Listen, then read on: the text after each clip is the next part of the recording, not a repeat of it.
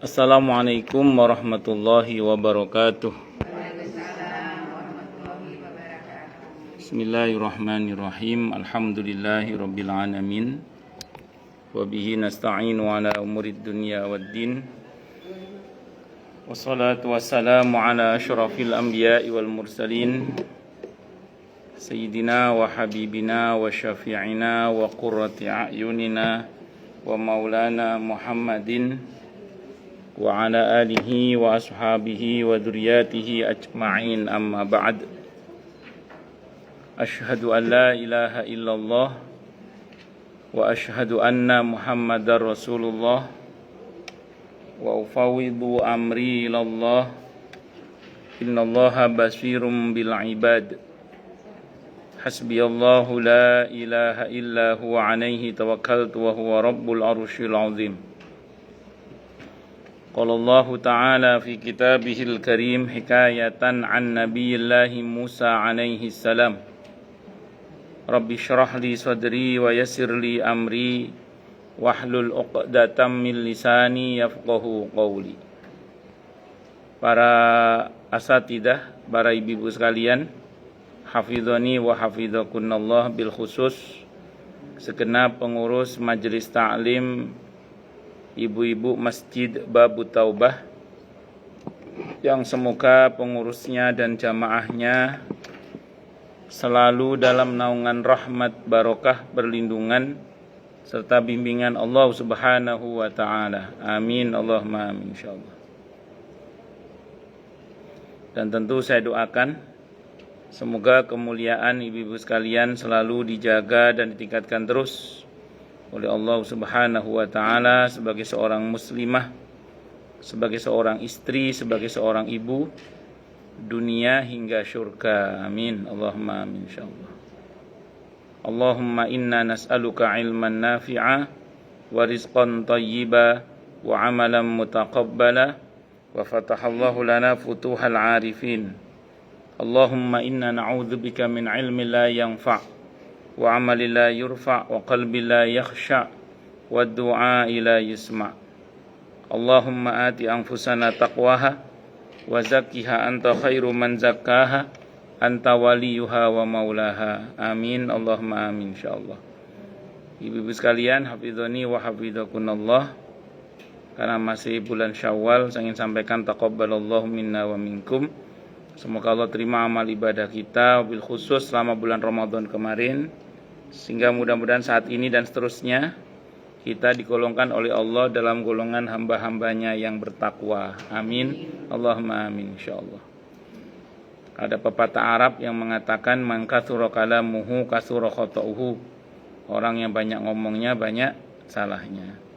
Di majelis ta'lim ini yang paling banyak ngomongnya saya. Maka kalau ada kesalahan saya baik sengaja atau tidak, mohon dimaafkan lahir dan batin. Walaupun minta maaf tidak harus nunggu Syawal, tapi saya memanfaatkan waktu Syawal ini untuk minta maaf. Ngoten nggih. Tapi ada yang nyeltuk biasanya. Kalau Ustadz nggak ngomong lebih salah lagi. Halaman berapa Bu sama Bu?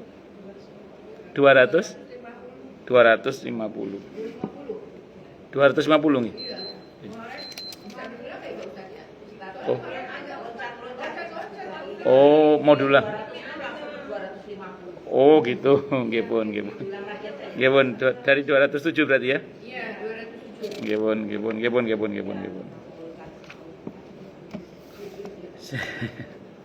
Bismillahirrahmanirrahim, halaman 207 nggih.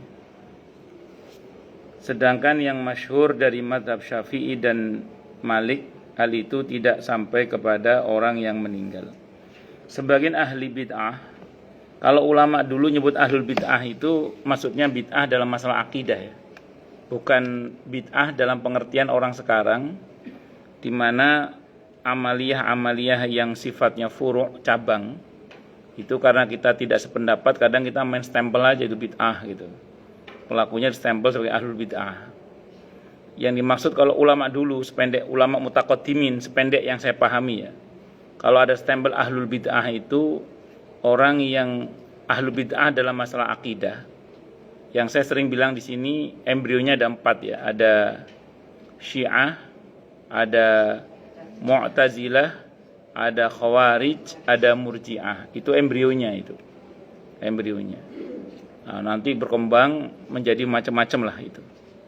Nah, itu ahlul bid'ah yang dimaksud itu gitu. Kenapa Syiah misalnya dianggap sebagai ahlul bid'ah dalam masalah akidah? Karena salah satu dari hal yang fatal dari mereka adalah mencela-cela para sahabat Nabi radhiyallahu anhum. Bahkan para istri Nabi itu dicela, kecuali tertentu saja. Kalau sahabat hanya ada 4 sahabat saja yang mereka enggak cela. Kalau istri Nabi barangkali hanya Siti Khadijah saja radhiyallahu anha sama Sofiyah radhiyallahu anha barangkali. Itu yang enggak dicela. Terus kemudian kalau Mu'tazilah, kenapa mereka kok disebut ahlul bid'ah dalam masalah akidah? Karena rukun imannya cuma 5. Mereka enggak percaya sama takdir. Jadi mereka enggak percaya sama takdir mereka.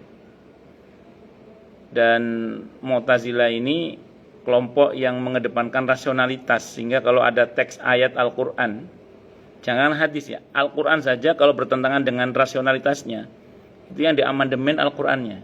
Coba. Jadi yang dirubah Al-Qurannya. Itu Mu'tazilah. Nah, terus kemudian yang ketiga Khawarij. Khawarij ini kelompok yang gampang mengkafirkan pelaku dosa besar menurut dia. Sayyidina Ali radhiyallahu anhu dikafirkan.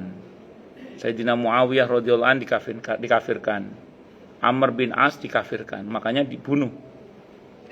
Yang berhasil dibunuh Sayyidina Ali radhiyallahu anhu. Muawiyah radhiyallahu anhu terluka, Amr bin Al-As radhiyallahu anhu selamat beliau. Itu dianggap kafir. Itu kalau sekarang mungkin dianggap kelompok takfiri lah.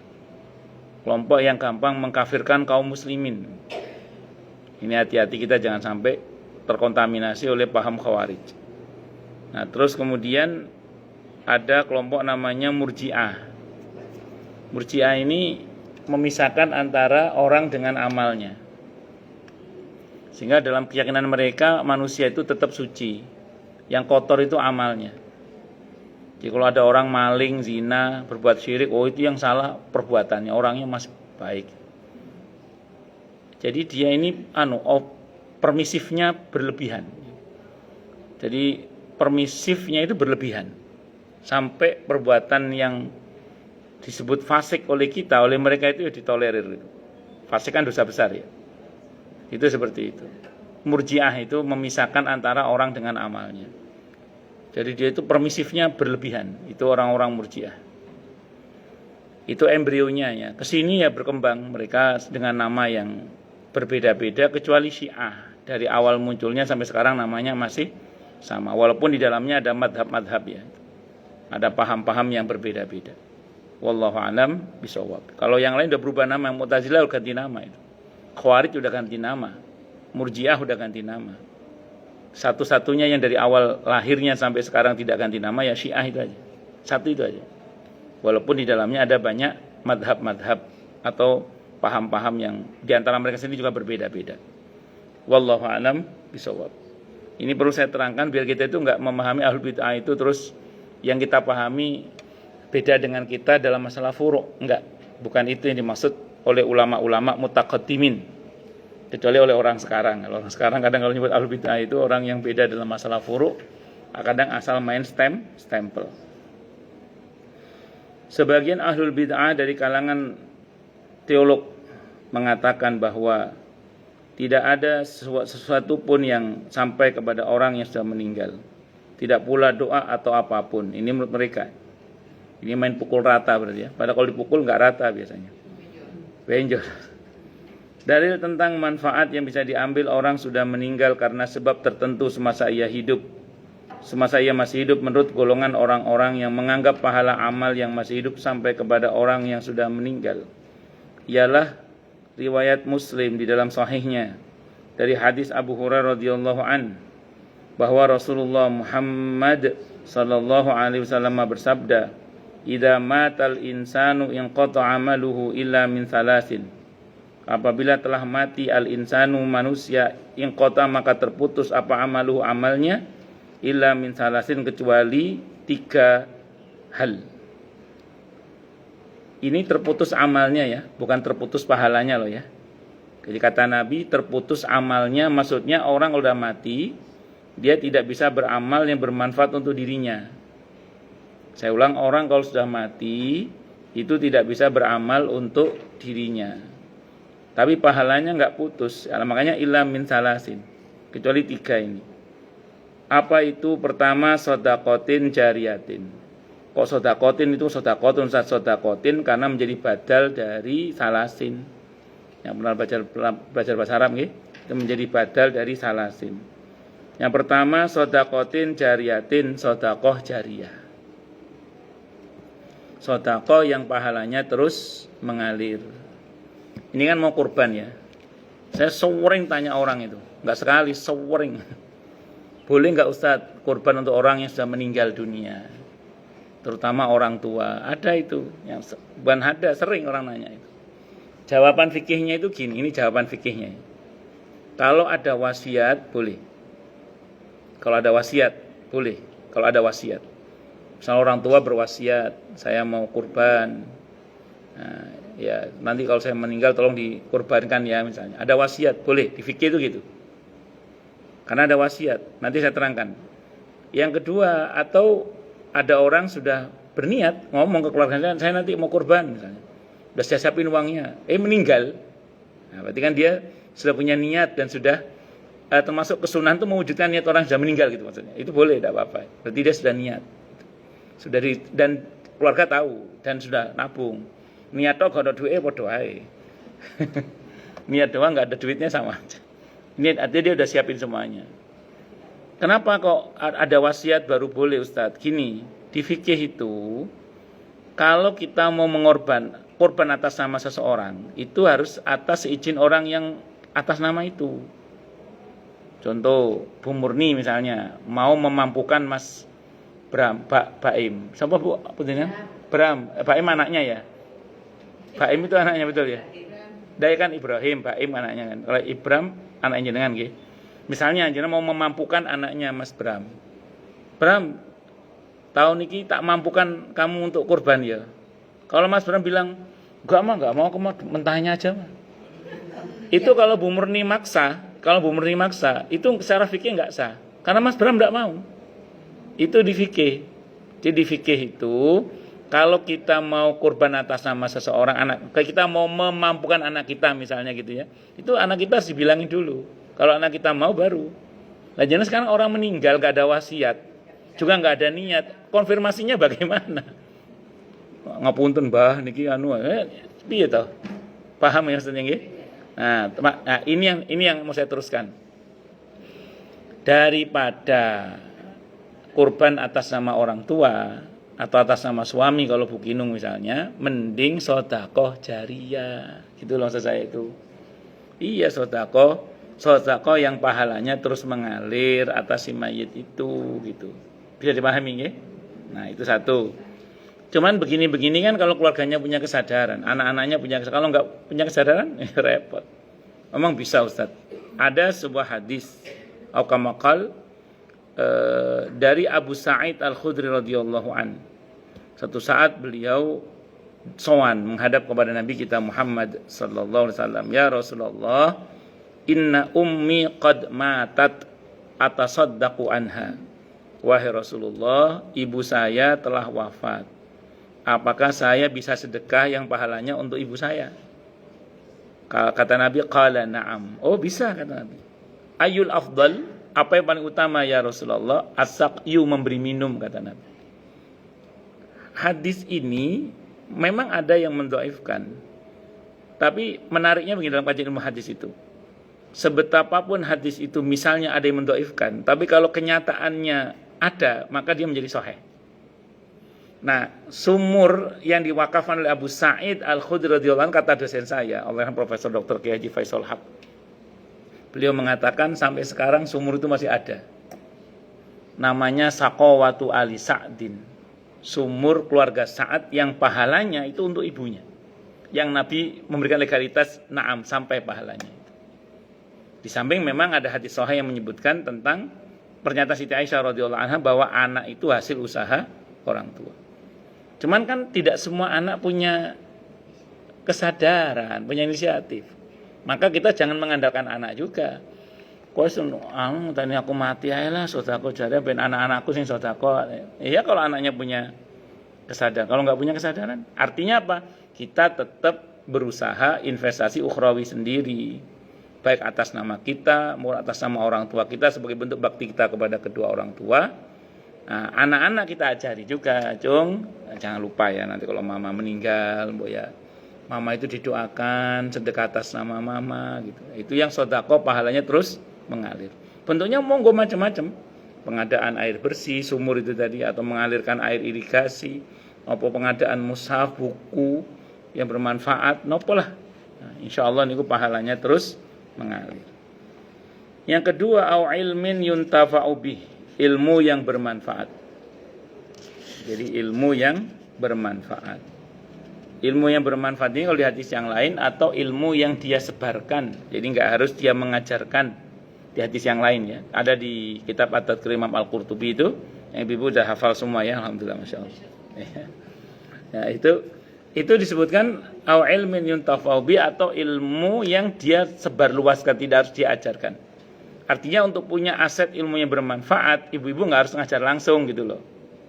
Ibu nge-share informasi, ini ada pengajian bagus, ini ada YouTube bagus, ini ada tulisan bagus. Nah, itu sudah merupakan bagian dari investasi ilmu yang bermanfaat. Itu diantaranya. Terus kemudian awaladin solihin yad'ula, atau anak yang soleh yang mau mendoakannya. Walad di sini bisa anak kandung, bisa anak orang, karena Nabi mengangkat kata walad. Ini untuk memberikan kesempatan bagi orang yang anaknya sedikit atau yang nggak punya anak. Nah, ini bisa pakai jalur ini.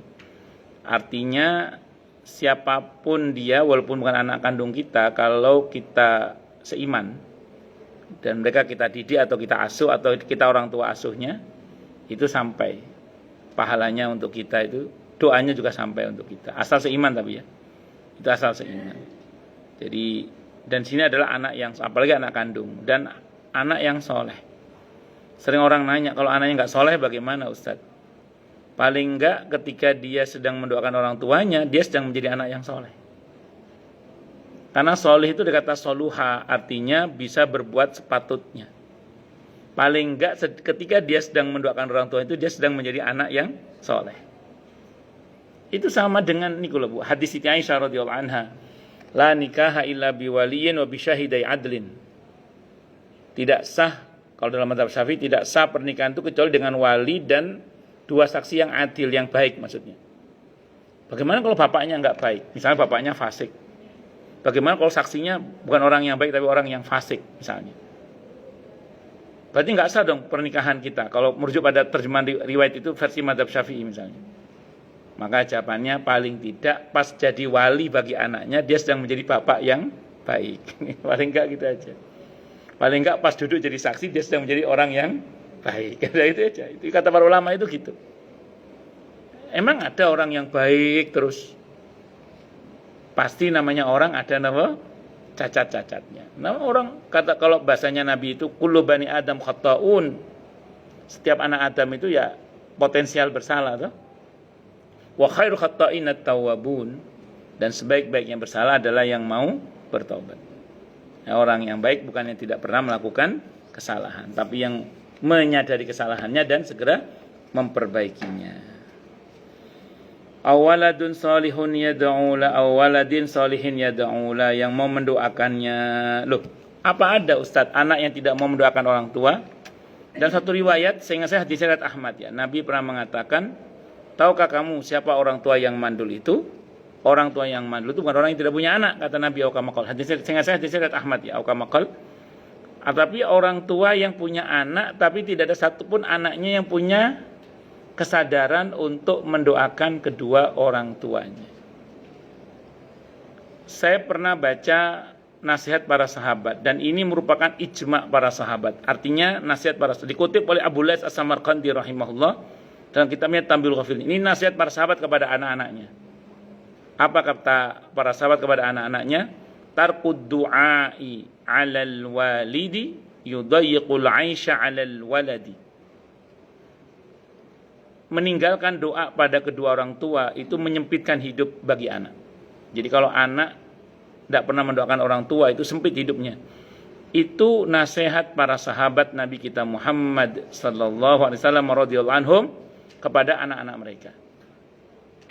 Saya pribadi itu ibu saya itu wafat 17 Ramadan.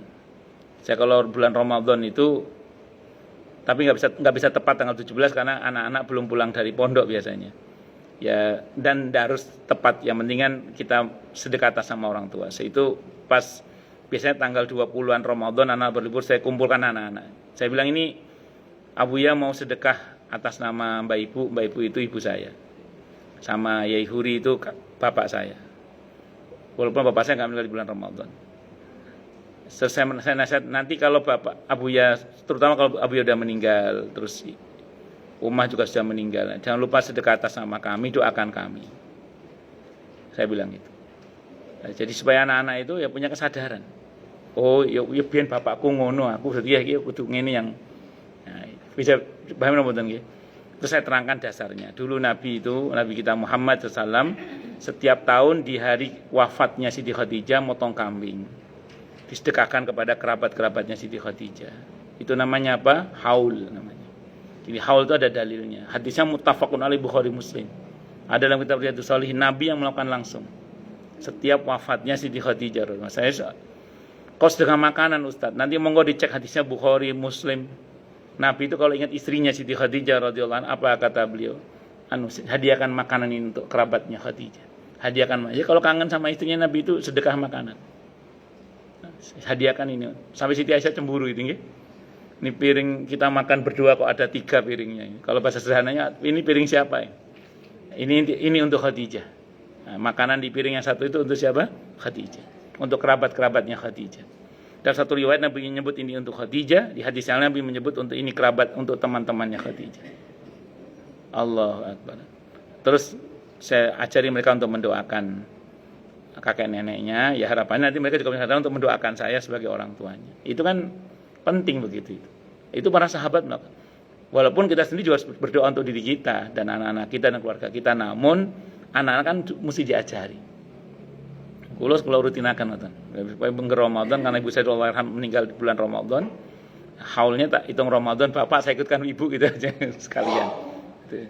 Nah, kalau bapak dulu saya nggak hafal bulannya apa meninggalnya. Cuman beliau meninggal di akhir tahun Syamsiah beliau. Jadi saya nggak hafal bulan Komarianya karena saat itu saking sedih lalis kailing plus. Kalau ibu saya ingat betul itu. Karena Ramadan momentum itu. Ramadan pas tanggal 17 Ramadan. Cuman tanggal 17 anak-anak belum pulang dari pesantren. Ya akhirnya ya sebagai dindur ke Ramadan atau mawon. Haul itu namanya. Nah, saya ulang haul niku wonten dalile, bahkan Nabi yang mempraktekkan, hadisnya muttafaqun alaih Bukhari Muslim, ada dalam kitab Riyadhus Shalihin. Pun lanjut nggih. Nah, itu penting kita menasihatkan kepada anak-anak untuk mendoakan kita orang tuanya. Dalam satu ceramah takziah, saya pernah ada orang yang anak-anak ya, samping saya itu ada anak-anak, dia bilang gini. Loh, saya pikir kata anak itu, saya pikir mendoakan orang tua itu nunggu orang tua meninggal Ustaz. Loh, ya apa? Ada yang begitu itu. Anak muda, betul itu, kisah nyata itu. Ada anak muda ngomong gitu ke saya. Saya pikir nunggu orang tua meninggal Ustaz. Ya ndak le. Dari orang tua masih hidup pun sudah kita doakan. Lebih-lebih kalau orang tua sudah meninggal itu lebih-lebih lagi itu. Karena kebutuhan orang yang sudah meninggal terhadap doa orang yang masih hidup itu melebihi kebutuhannya kepada makan dan minum di saat dia masih hidup. Itu seperti itu. Oh, lanjut. Pengecualian terhadap 3 perkara yang berasal dari amalnya ini menunjukkan bahwa hal-hal itu sampai kepadanya dan menjadi sebab sampainya manfaat kepadanya. Kalau itu nggak bermanfaat, Nabi nggak mungkin ngajarkan. Nah, makanya pendapat yang mengatakan nggak sampai semua itu, ya itu salah itu. Itu namanya main pukul rata, nggih. Padahal kalau dipukul apa tadi Bu? Nggak rata, benjol. Di dalam Sunan Ibnu Majah rahimahullah dari hadis Abi Hurairah radhiyallahu an, dia berkata Rasulullah Muhammad sallallahu alaihi wasallam bersabda, inna mimma yalhaqul mu'mina min amalihi wa hasanatihi ba'da mautihi ilman 'allamahu wa nasyarahu wa waladan salihan tarakahu wa mushafan warasahu au masjidan banahu au baitan libni sabili banahu au nahron ajrahu au sadaqatan akhrajahu min malihi fi hisihatihi wa hayatihi yalhaquhu min ba'di mautihi. Sesungguhnya mimma dari apa-apa yalhaqu yang dapat bermanfaat atau sampai ya al-mu'mina kepada seorang mukmin pahalanya min amal dari amalnya udah wa hasanah dan kebaikan-kebaikannya adalah ba'da mauti setelah kematiannya adalah ilman yuntafa'u ilman 'allamahu. Jadi di antara hal-hal kebaikan atau amal yang sampai kepada mayit setelah kematiannya adalah yang pertama ilmu yang 'allamahu dia ajarkan. Wa nasyarahu dan yang dia sebarluaskan. Jadi ini yang pertama mengajar berarti. Kalau yang kedua enggak harus ngajar.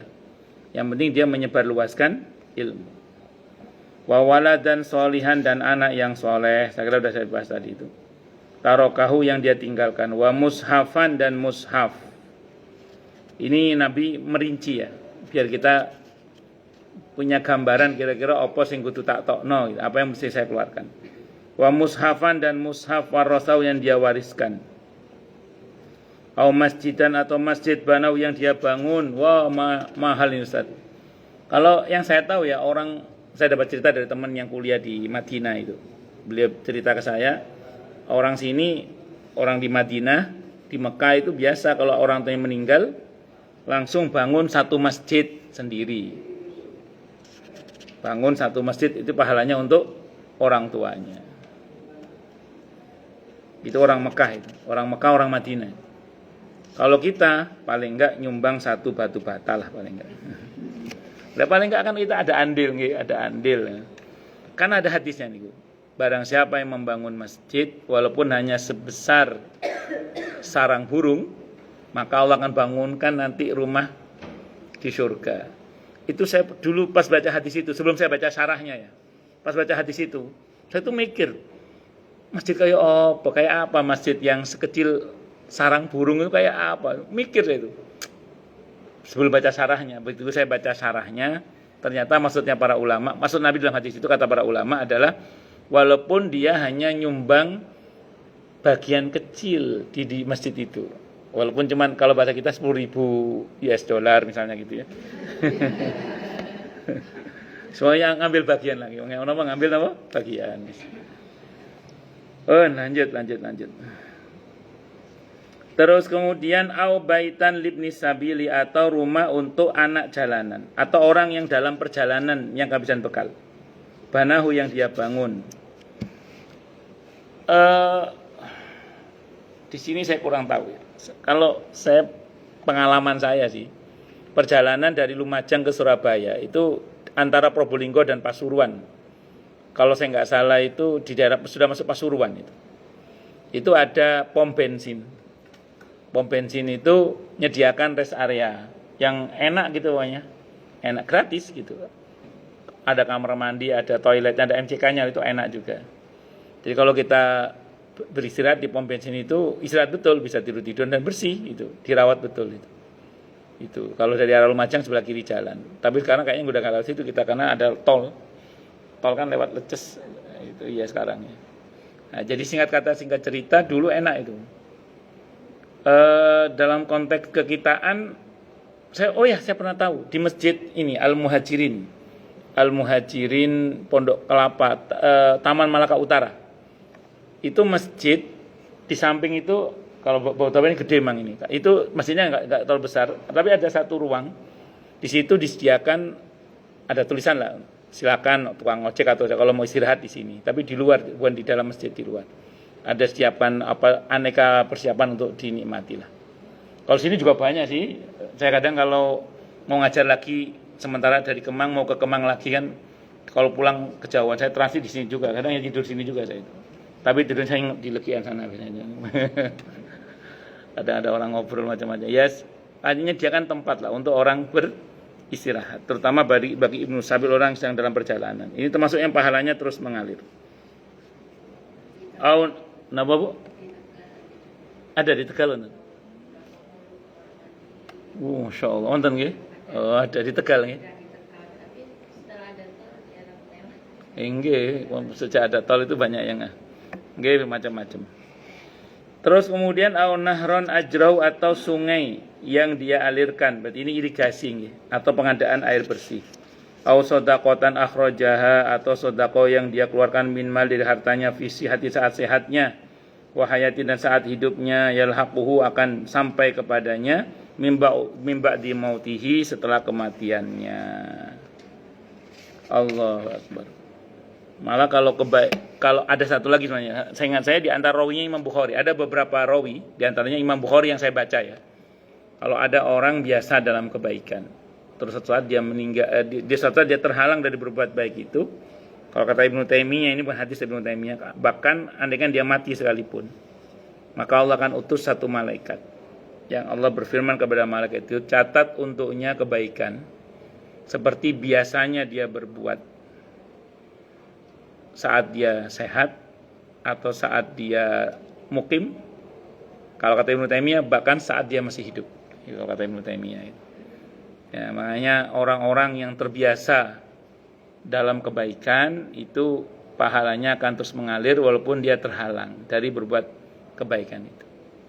Nah, ini Ustaz Oman kan hari ini kan sudah nggak ngajar lagi karena beliau sudah pindah ke Solo, leres nih. Nah, makanya beliau insya Allah setiap Senin lah insya Allah di sini untuk yang di sini ya, itu beliau dapat pahala terus. Kenapa? Karena beliau sekarang sedang terhalang untuk tidak bisa ngajar di sini karena beliau harus pindah ke pun di Solo. Oh, Seragen.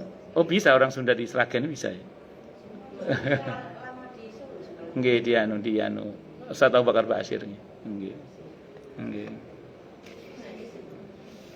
Kalau yang saya baca sih hadis itu. Cuman yang saat dia mati, saat hidupnya itu Ibnu Taimiyah yang mengatakan. Kalau yang pertama tadi itu seingat saya yang saya baca hadisnya Bukhari. Jadi ketika seseorang yang terbiasa berbuat baik itu meninggal dunia, Allah bilang kepada satu malaikat, catat untuknya kebaikan seperti biasanya dia melakukan saat dia mukim, saat dia sehat. Ya. Terus Ibnu Taimiyah mengatakan bahkan saat dia masih hidup setelah matinya. Itu syarah lah penjelasan Ibnu Taimiyah rahimahullah. Tapi yang jelas memang hadis itu bisa kita tangkap bahwa ada istilah pensiunan pahala itu ada. Untungnya itu nggak berlaku bagi dosa, untungnya itu. Untungnya betul. Saya belum pernah baca hadis misalnya ada orang udah tobat dari perbuatan dosa, Allah bilang catat untungnya dosa seperti biasanya dia berbuat. Nggak ada, alhamdulillah itu. Tapi kalau kebaikan berlaku terus, masya Allah. Itulah maha baiknya Allah Subhanahu wa Ta'ala. Itu nanti beda. Itu sedekah itu apa namanya, dosa jariah nanti itu nanti. Iya, itu hadisnya Sahih Muslim. Man sanna fil islami sunnatan sayyi'atan falahu wizruhu wa wizru man amila biha bi ghairi ayyan qusa ila yaumil qiyamah. Siapa yang memulai satu keburukan, memprakarsai sebuah keburukan dalam Islam dan diikuti oleh orang banyak, maka dia dapat dosa yang sama dengan yang mengikutinya. Maka baginya dosanya dan dosa orang yang mengikutinya sampai hari kiamat tambah dikurangi sedikit. Kalau dia nggak tobat ya, kecuali dia tobat. Maka memang kalau tobat diputus. Jadi pernah saya ngisi kajian di satu kantor tertentu lah ya gitu, saya nggak sebut namanya. Nah, terus ada bapak-bapak nanya, waduh Ustaz, gimana? Kita dulu pernah ngajar orang nyolong listrik katanya. Gimana Ustaz? Ya udah tobat Pak. Udah kalau saya tobat emang diputus dosanya Ustaz. Ya diputus Pak, insya Allah saya bilang itu. Masa Ustaz? Sampean manggil saya Ustaz bilang masa, saya bilang. Ada dalilnya Pak, saya bilang gitu. Ada mana dalilnya saya bilang. Al-Furqan ayat 70 itu. Illa man taba wa amana wa amila amalan salihah fa ulaika yubaddilullahu sayiatihim hasanat. Kecuali orang-orang yang mau bertobat, beriman dan beramal soleh, mereka itulah yang akan diganti oleh Allah keburukannya dengan kebaikan-kebaikan. Jangan buatan capek duduk di bawah, kan pakai kursi. Enggak apa-apa. Kalau takut ibu tersiksa, enggak tersiksa ya? Enggak. Saya takut ibu tersiksa. Enggak apa-apa Bu ya. Nggih. Kalau anu monggo di atas tidak apa-apa, santai aja nggih. Kalau sama saya pokoknya berdiri lompat-lompat juga boleh, bebas pokoknya. Paham nggih? Bisa dipahami ya Bu ya, insyaallah nggih. Nah, itu seperti itu. Itu namanya jodoh sajariah. Makanya kan ada beberapa kawan-kawan artis itu yang ketika dia sudah tobat kan ngomong di media, tolong ya yang nyimpen foto-foto saya yang dulu masih ya tolong dihapus. Yang penting dia tobat, ngomong itu cukup dah. Adapun nanti masih ada ditayangkan lagi, itu sudah bukan urusan dia, itu urusan yang rese-rese itu seperti itu. Bisa dipahami ya? Lanjut. Bismillahirrahmanirrahim. Di dalam Sahih Muslim juga disebutkan dari hadis Jarir ibn Abdullah radhiyallahu anhu, dia berkata dalam Sahih Muslim, Imam Muslim rahimahullah, hadisnya dari Jabir ibn Abdullah radhiyallahu an. Beliau berkata, Rasulullah Muhammad sallallahu alaihi wa alihi wasallam bersabda. Ini yang Bureni tadi. Man sanna fil islami sunnatan hasanatan falahu ajruha wa ajru man amila biha bi ghairi min ghairi ayyan qasa di sini min ujurihim syai'un. Wa man sanna fil islami sunnatan sayyi'atan kana alaihi wizruha wa wizru man amila biha min ba'dihi min ghairi ayyun qasam min auzarihim syai'un. Man siapapun sana yang memulai fil islam atau yang memprakarsai fil islami di dalam Islam sunnatan, satu contoh atau satu kebiasaan, hasanatan yang baik, falahu maka baginya ajruha pahalanya, wa ajru man amila biha dan pahala orang yang beramal atau mengamalkan apa yang dia contohkan itu.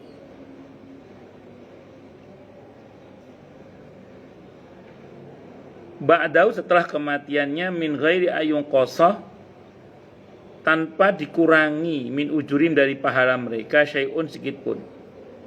Jadi pahalanya sama.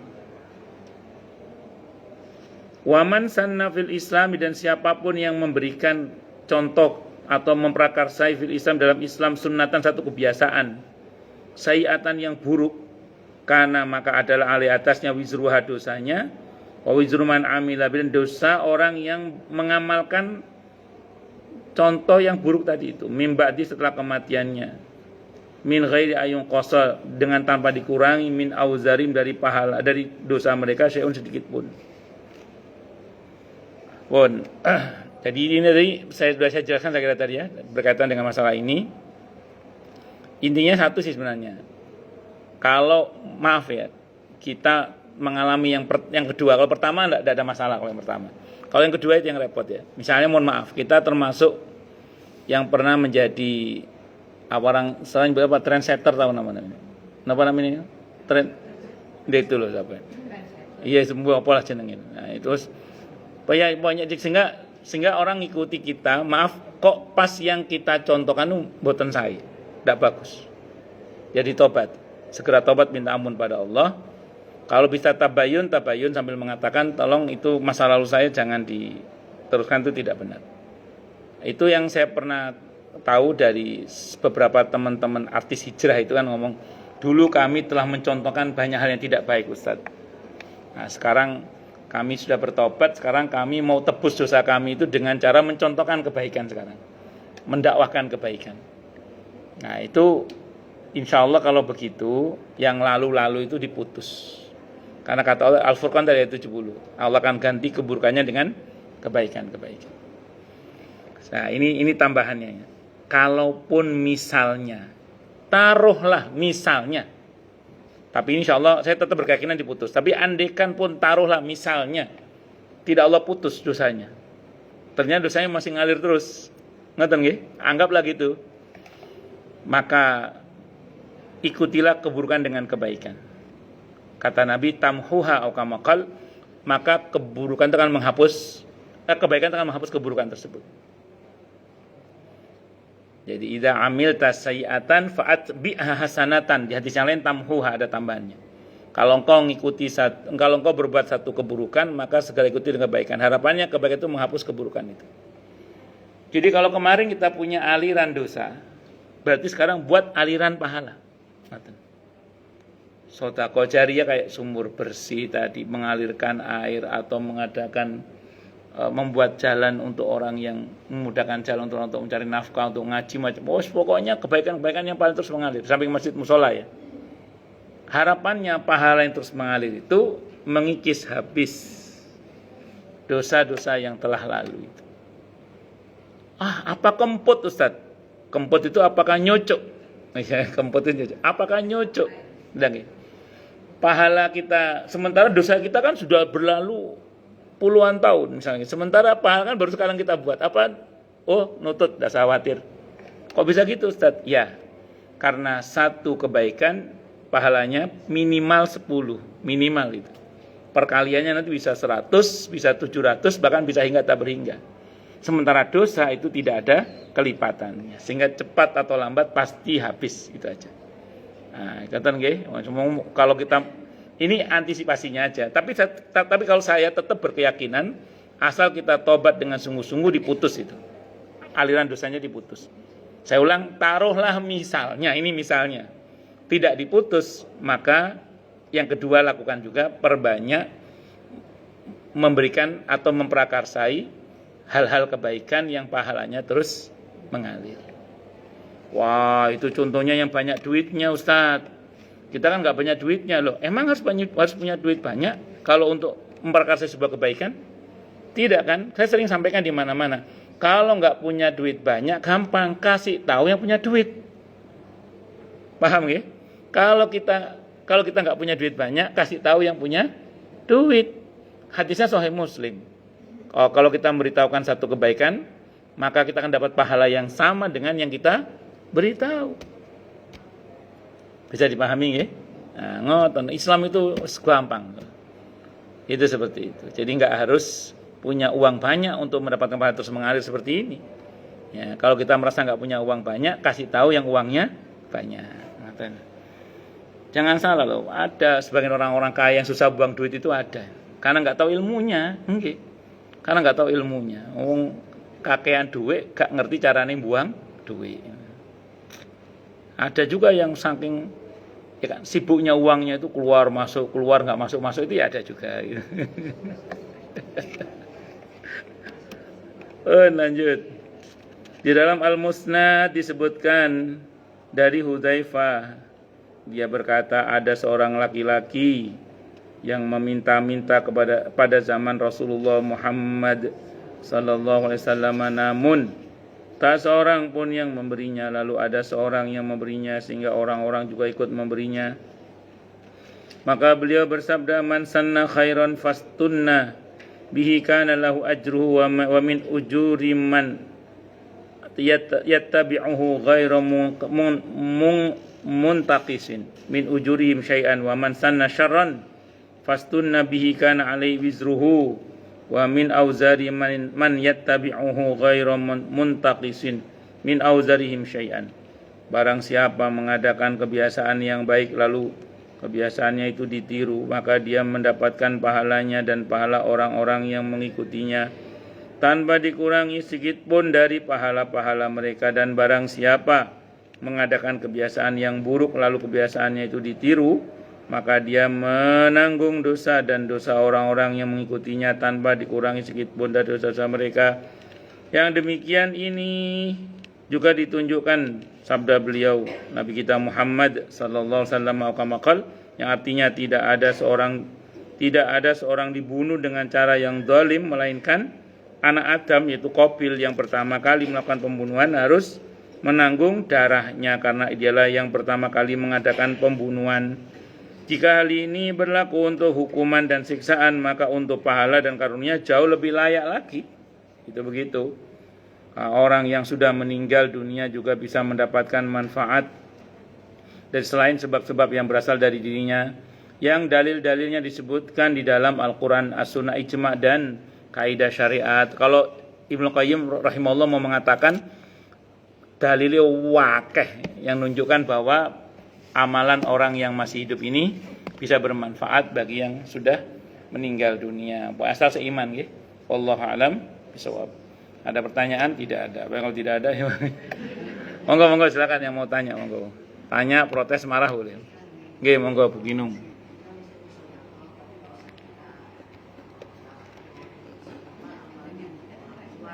Ya. Bagus. Ya, betul, tidak salah memang. Jadi kalau kita sedekah atau berbuat baik apapun termasuk ngaji begini ini, itu sudah diotomatiskan orang tua mendapatkan bagian kebaikan dari kita. Karena kalau kata Siti Aisyah radhiyallahu anha, kita itu hasil usaha orang tua kita. Jadi kita ini hasil usaha apa? Orang tua kita. Sehingga semua kebaikan anak itu sudah diotomatiskan orang tua dapat bagian pahalanya. Kata Al-Imam An-Nawawi rahimahullah, ini tidak berlaku sebaliknya. Kalau anak berbuat jahat, saking jahatnya, itu tidak otomatis orang tua dapat dosanya. Itu kata Imam Nawawi. Ibu tahu kenapa? Kata Imam Nawawi, beliau berpendapat karena wa innama likulli imri'in ma nawa. Hadisnya muttafaqun alaih Bukhari Muslim. Setiap orang itu hanya mendapatkan apa yang dia niatkan. Sementara normalnya orang tua pengen anaknya baik. Bahwa nun sewu namanya manusia kadang ada yang tidak baik, itu orang tua nggak akan kena dosanya. Kenapa? Karena orang tua tidak meniatkan hal itu. Kecuali orang tuanya yang ngajari, orang tuanya yang ngasih contoh, orang tuanya yang memprakarsai. Ya, itu baru orang tua dapat bagian dosanya. Atau mendiamkan, tidak tahu dinasihati, nggak pernah didoakan, paling nggak didoakan. Ngaten nggih, wallahu alam shawab. Monggo nggih, monggo Bu silakan.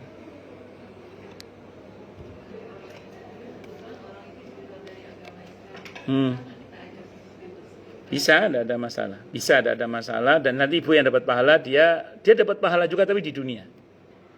Kan orang di luar Islam itu kalau berbuat baik, dia dibalas juga amalnya. Tapi di dunia ini saja. Di akhirat dia tidak. Makanya kata Imam Al-Qurtubi, kadang ketika dia waktunya mati, tidak semua kebaikannya terbalas. Maka Allah kasih cash balasannya dengan mati indah. Mati dalam keadaan bahagia. Itu sebagai balasan puncak di dunia, karena di akhirat tidak akan dibalas pahalanya itu. Jadi berpahala tetap insya Allah. Ya, tetap berpahala. Dan dia dapat pahala di dunia, ibu dunia akhirat insya Allah dapatnya. Saya kira ngatur nggih. Wallahu a'lam bishawab. Monggo yang lain silakan kalau ada. Jelas semua nggih. Nggih monggo, Bu Murni. Jadi kalau yang korban tadi kan harus ada niat dari yang itu. Pertama kalau yang masih hidup bisa ditanya. Ya. Ada wasiat atau sudah ada niat. Itu berlaku nggak untuk badal haji? Kalau badal haji begini, saya mau terangkan dulu kalau badal haji. Kalau badal haji itu saya ngomong fikihnya dulu ya. Ini produk matengnya maksud saya. Kalau orang tua yang sudah meninggal dunia, sementara beliau belum haji, maka anak wajib menghajikannya kalau dia mampu tentunya, kalau ada wasiat. Kalau tidak ada wasiat, tidak wajib. Itu di fikih. Kalau nggak ada wasiat, tidak. Kalau ada wasiat, wajib. Kalau anak mampu. Kalau anak tidak mampu, tidak wajib. Tapi merupakan bentuk bakti kepada orang tua, itu adalah menghajikannya. Nah, hadisnya sih umum kalau itu, Bu. Nggak pakai ketentuan harus seizin ya. Ya, tapi lebih kepada pertanyaan seorang kepada Nabi kita Muhammad SAW, ya Rasulullah, orang tua saya sudah meninggal dunia, di hadis yang lain sakit yang nggak mungkin, sudah sepuh banget, nggak mungkin mengadakan safar haji. Bisa nggak saya haji atas nama beliau? Kata Nabi, bisa, tapi kamu haji dulu untuk dirimu, baru nanti haji untuk orang tuamu. Maka kamu mendapatkan pahala hajimu, dan beliau juga dapat pahala haji yang kamu haji atas nama beliau itu. Okamakan. Begitu nih, wallahu alam. Kalau nggak ada wasiat nggak wajib, cuman tetap bisa. Bisa. Ya, cuman nggak wajib hukumnya. Ya, tapi bisa. Wallah. Nggih. Tadi kan engkau menghajikan dulu dirimu, Ya. kemudian menghajikan orang tua. Betul. Itu maksudnya kan haji itu sendiri kan yang lewat umroh dan sebagainya itu kan ya. Iya, yang haji itu. Nah, itu Terus. maksudnya yang dia pergi sekali, kemudian nanti tahun berikutnya pergi lagi, atau boleh saat itu juga. Enggak, kalau itu kasusnya sama-sama bareng hajinya. Jadi gini. Ya jenengan sama orang tua haji bareng pas lontar jumroh karena ibu sampun sepuh. Wis mah, Bu, semandek kene wis aku sing ngelempar jumroh sampean. Nah, itu ibu bawa batu beliau sampai sana, ibu ngelempar untuk dirimu dulu. Nah, baru ibu ngelempar untuk atas nama ibunda. Ngoten, itu untuk yang lontar jumroh. Yang di hadis yang badal haji ini enggak. Dia haji dulu, entah tahun kapan, kalau dia mampu dia haji lagi atas nama orang tuanya, kalau dia mau menghajikan diri dengan dirinya sendiri. Tapi kalau dia mau pakai orang lain pun juga nggak ada masalah. Wallahu a'lam bishawab. Kalau saya kita haji terus kita badalin tapi orang lain bersamaan waktunya bisa Pak? Boleh, tidak ada masalah. Asal orang lain itu sudah haji ya. Ya. Yang membadalkan. Iya sudah haji, sudah haji. Nggih. Ya, biasanya pakai mutawif itu biasanya. Tapi harus orang yang amanah ya, karena kalau nggak dilempar-lempar nanti. Satu orang makelar haji badal, dia sudah dapat job, nanti dilempar ke temannya. Ya, nanti temannya ternyata sebelum job dilempar lagi. Itu nanti dari sini misalnya 20 juta, turun ke sini jadi 15, ini jadi 10 terus. Ya, ada begitu. Makanya harus cari yang amanah betul. Yang ya nanti ibu saya yang haji badalkan langsung. Nah, itu yang cari yang model-model begitu itu. Kan mutawif ada yang model begitu mutawif atau pemilik travel biasanya yang terpercaya. Nama? Enggak, masih dioper, karena dia ada job sudah. Makanya kan dia sudah nerima, dia oper ke temannya yang belum nerima, ternyata dia udah nerima, dioper lagi. Itu nyusut uangnya, nyusut terus. Nanti tangan kelima tinggal 5 juta. Makanya jangan yang gitu, jangan. Kasihan. Golek sing jelas mawon. Ya, saya kira itu nggih. Nggih. Satu orang nggih. Nggih satu orang. Ya, bareng-bareng enak tenan. Wonten satu orang nggih. Allah a'lam bishawab. Cukup dulu nggih. Kita tutup dengan hamdalah. Alhamdulillahirabbil alamin. Semoga kajian kita bisa bermanfaat, mubarakah fid dini wad dunya wal akhirah untuk kita, keluarga kita dan seluruh umat Islam semuanya.